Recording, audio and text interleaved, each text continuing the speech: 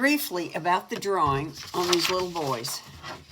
One of the things I want you to notice, or you remember the Longhorns. Everybody remembers the Longhorns, right? They were backlit too. We have the same situation here. This is backlit with a really dark foreground. And so it's kind of extreme. If anything, I've made the photo a little less extreme just to make these areas easier to see. But this look of this light coming through into this really dark area is just beautiful. So, or I think. So the thing is that right here along his head, for instance, or there on his shirt, these areas are pretty light. They blend in more with this, the water than they do with his hair and his shirt. And you can see other places where there's reflected light, or actually this looks more like direct light from there too. But like right along here on this boy. And then there's some light places on the hands. This area right here is really light. So the thing is that when you do the tracing, you don't want a really dark edge there because that's going to get in the way of having that effect. And so I may have traced a little more darkly than I had intended to. So my suggestion is that you don't use the water I'm using here, use clean water. But if you've done this and you have some areas that are a little dark, I'm using the sponge, our magic sponge, and I'm very gently weakening some of these areas. I gave him that. Looks like he's got curly hair here. I got so rough with it, and he doesn't. Not that it matters. He can have any kind of hair I want him to have.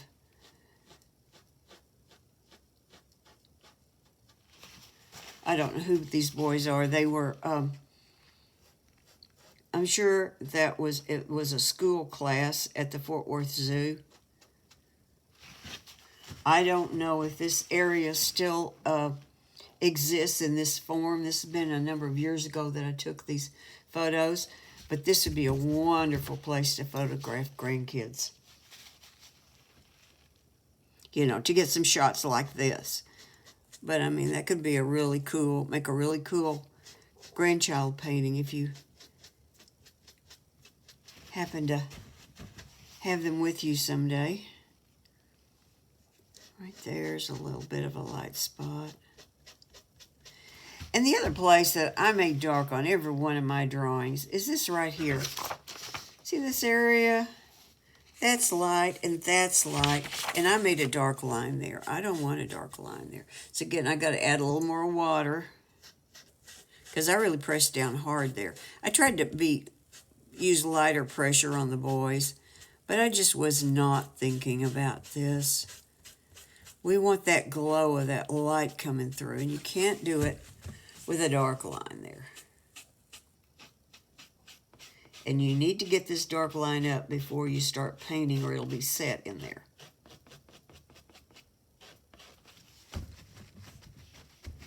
There. Okay. I think I can live with all that. But I still have a bare hint of a line that I can find. Some of this I may actually, when this is dry, rework the drawing just a tiny bit. But there, that's the beginning of what we're starting with. This is 1/6 of a sheet.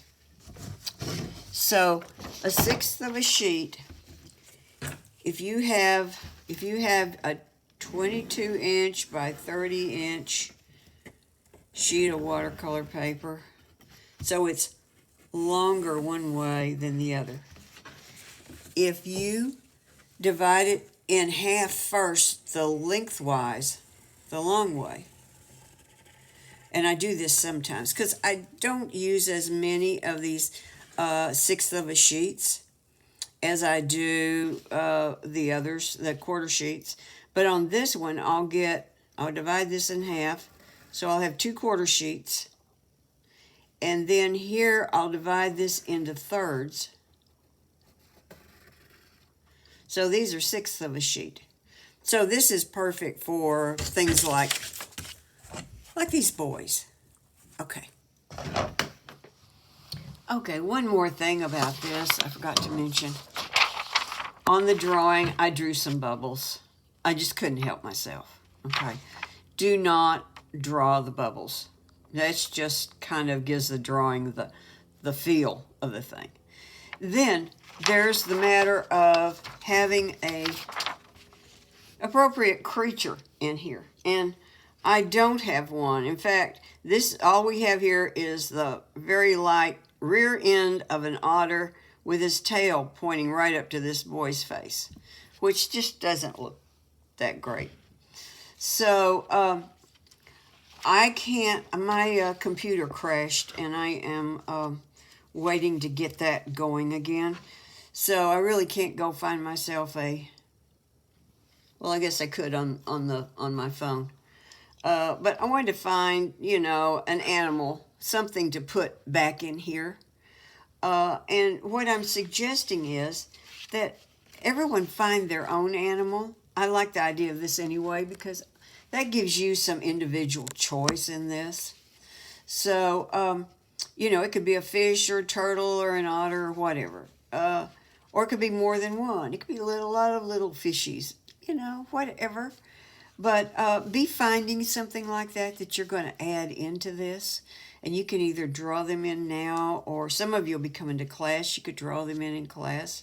You could bring some photos, and then we could decide just however you want to do this. You could also do some little drawings, and you could lay them down here, or you could draw right on this, and draw your idea of your creature in there and see how it looks before you put it here. Seemed like that's all I had to say about that. Okay, so I'm going to try something here. Let's start playing with the background. And this is sunlight that is a source of light that's coming down into this water. And I don't know where the greens and blues exactly come from here. But it's certainly got a beautiful glowing green cast. Now, what pigment do we use sometimes that has a glowing green cast to it? I can't remember.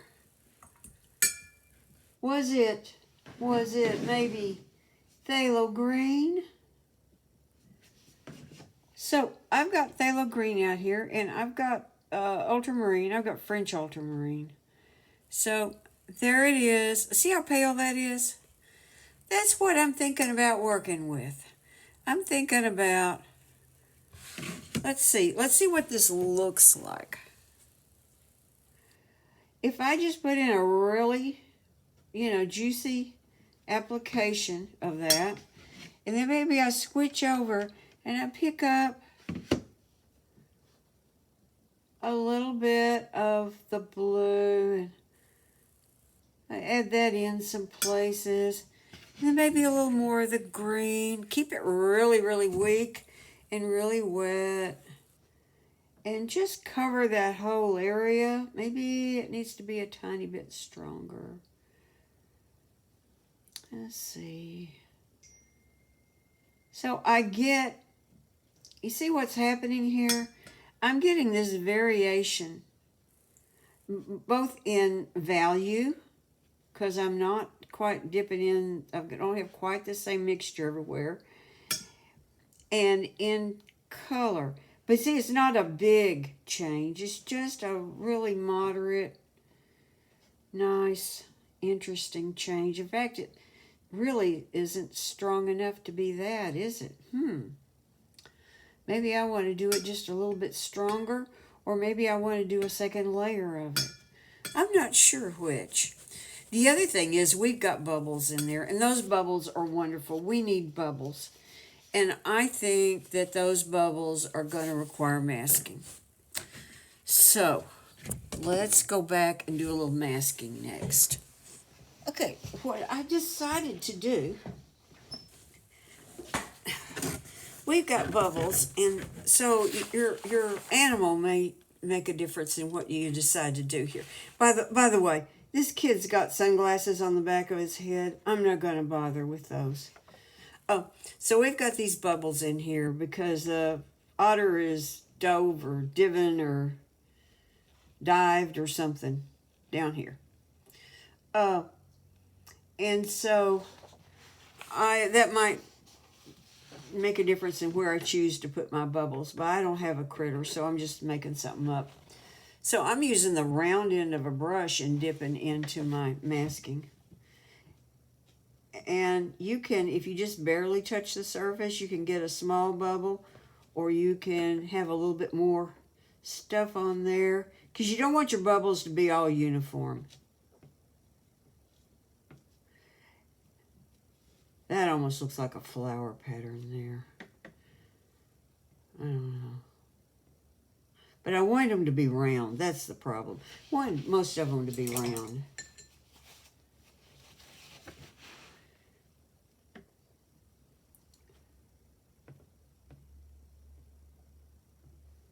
Put some right up against his face. I don't want some kind of halo effect again around him. And maybe, like I said, maybe I want some of those bubbles to be a little bigger. I have to get a little bit more stuff on the brush.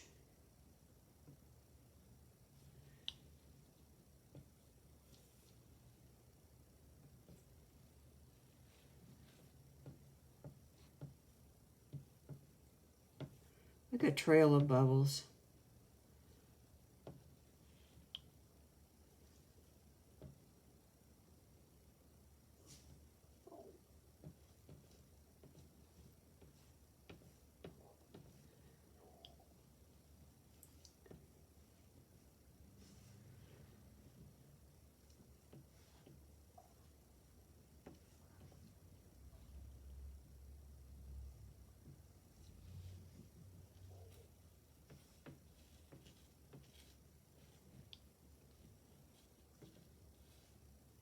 There. That's an interesting bubble pattern. You can make any pattern you want, and if you've got your critter decided on, then that'll be easier.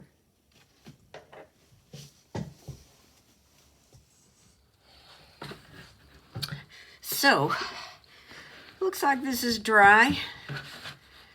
And here we have our lovely phthalo green. And I'm using ultramarine blue. So, and this is the blue shade. In other words, it is phthalo green BS. Yeah, that's what they call it. So, I decided to go just a little bit stronger with this color. Maybe that's a little too strong. Paper towel in hand and adding water some places, maybe not everywhere. Let's just go over here and get a little blue. That blue is so much duller than the green.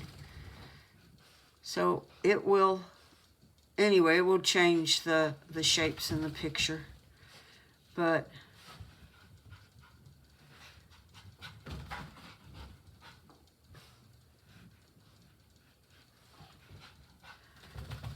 I might even leave a few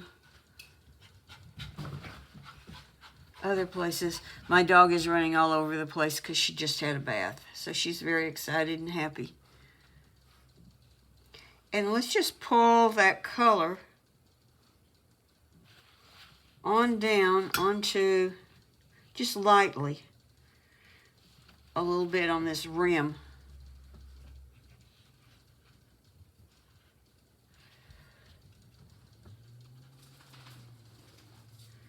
So I'm just going to work my way around, never letting this get dry.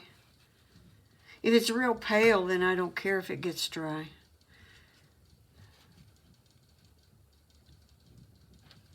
And here it doesn't matter if it runs over because that's going to be really dark back there.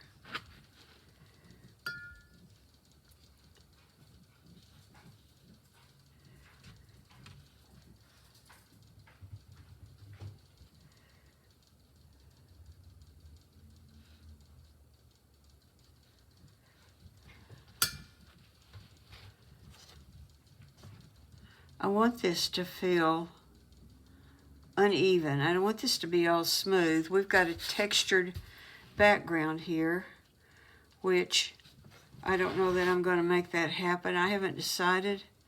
And here's the thing. You hear that? I haven't decided. I really haven't. I'll kind of go with how I feel about it. And some of that might depend on my mood, but some of it might just depend on what I see happening, because the painting influences me, and then I influence the painting. It's a back and forth thing. So when you're following me, you're not necessarily getting to make those kinds of little decisions. And hopefully you'll make some. Don't try to make every stroke like I made it. You may have a different idea of something you want to do. Go for it. Now, I wouldn't suggest that you totally ignore me either, but you could probably come close to it and it'd be all right.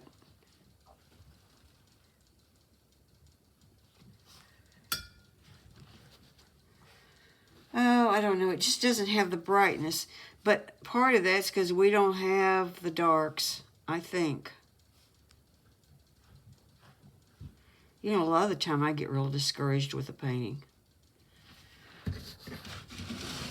I don't know if y'all know that or not.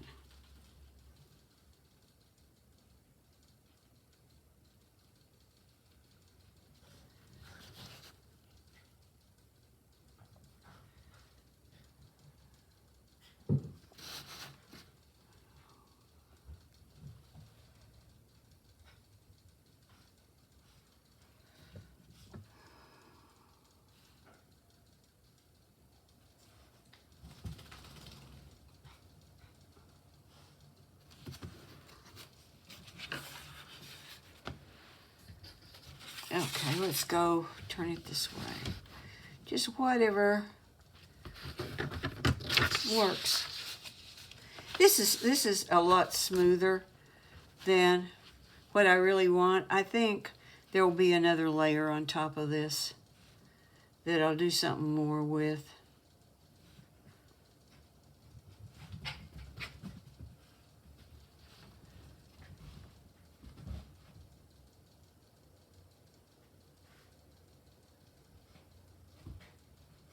Because we're looking at rocks or fake rocks. It's probably concrete.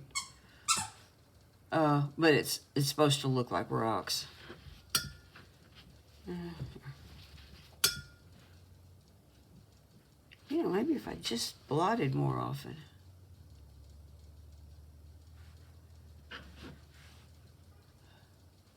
See, I'm overlapping that rim again.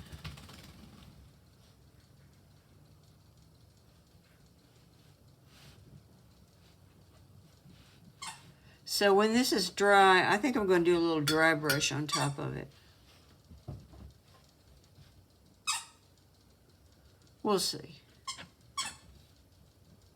This is a happy little dog when she's clean.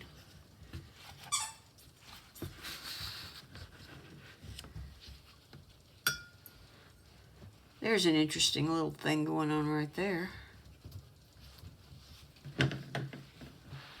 You know what I did? I came back and, see, there's an interesting spot where I blotted. So I came back and I added some water in to where it's damp, but it's just not damp enough. That's not going to give us a backflow. But now if I blot that area, I may get a kind of a edge, like right there and right here. And that kind of begins to get us a little bit of something going on in the painting in that area. So maybe I'll just add a little water here. This hasn't been drying as much. It's probably too late over here to do anything. Let that set a second. We'll see. It just gives it we're starting to give it a little texture. And then the fact that this is French ultramarine means that we're getting a little texture from the paint in there too. Although it's not significant, there's a little something happening. Okay. Either that or there's a thing growing off of his ear. Off of his head.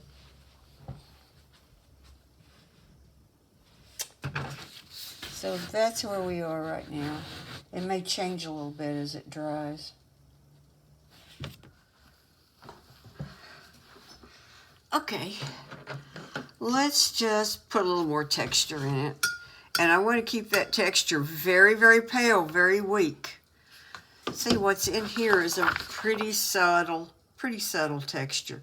There are some lighter areas, but so let's see, is that going to show up at all? There, just a little bit of dry brush.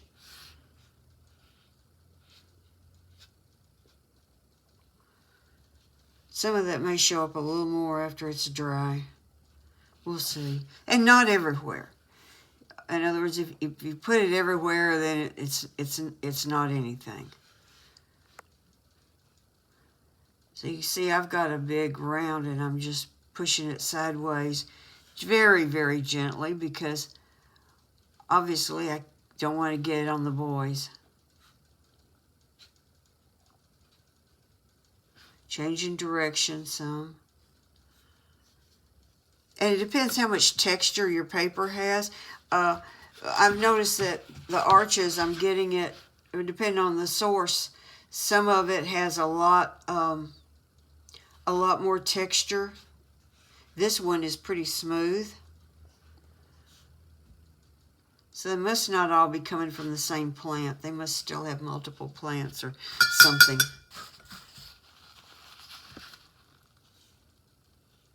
Because it you know, it looks like there's different molds, is what I'm trying to say.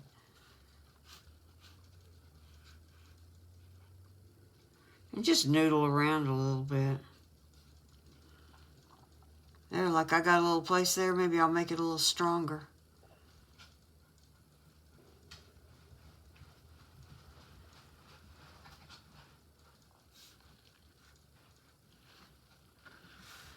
Oh, here comes the blankie. Pick up a little blue and add it into the dry brush. Is that too strong? There. So this blue shows up a lot more because it's duller. Soften an edge or two there.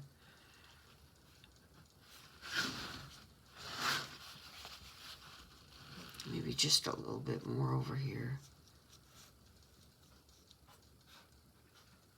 Oh, there's a watery run of some kind in here from before.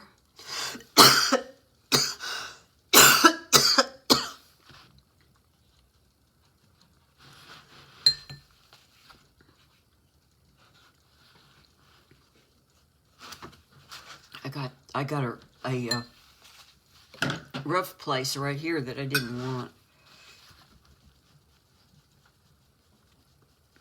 Oh well, it's not important.